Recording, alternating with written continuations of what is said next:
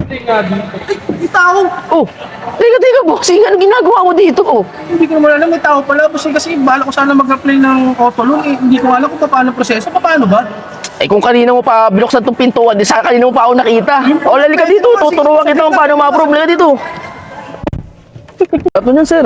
Boss, sakto. Kanina pa ako nakatayo dyan eh. Hindi mo ako nakikita eh. Kaya nga, kanina pa kita nakikita nakatayo dun eh, hindi ka lumapit dito. Hindi ko nga alam kung papasaba ako sa auto loan dito eh. Ay, ano ba i-apply mo? Eh, may kasi ganito kasi kami, nasa 5 na miyembro kami ng pamilya. Ano ba may Oh, re-recommend hindi ako sa... sakto eh, nandito na tayo sa expander, lalayo pa ba tayo? Eto, expander 7-seater, sir. Saktong-sakto pala itong expander mo, boss eh, no? Kasyong-kasya talaga kami dito. Saktong-sakto nga. Yan, sir, sabi ko nga sa'yo kanina. Ano ba pinagkakakitaan mo nga pala? Boss, okay lang ba dito locally employed? Pwede, sir. Pasama mo lang ako ng COE, 2 valid IDs, and proof of billing. Ay, so madali naman pala eh. Magkano ba yung down payment nito?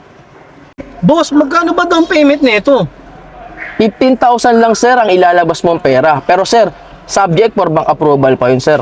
Ayos din pala, ano? Eh, magkano naman monthly nito? Monthly, sir, 26,000 lang, sir, sa loob ng 5 taon.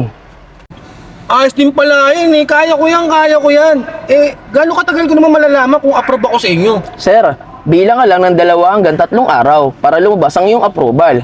At pag ikaw ay na-approve, tatawagan kita agad sa number mo.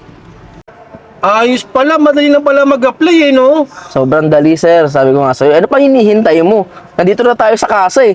Mag-fill up na tayo ng application. Okay, sige. Teka lang. Kali pa tayo nag-uusap eh. Sino ka ba? Siyempre, ito yung lingkod, Arvin for Kid. Nandito ang aking Facebook page, TikTok account, and YouTube channel. Ayos, salamat.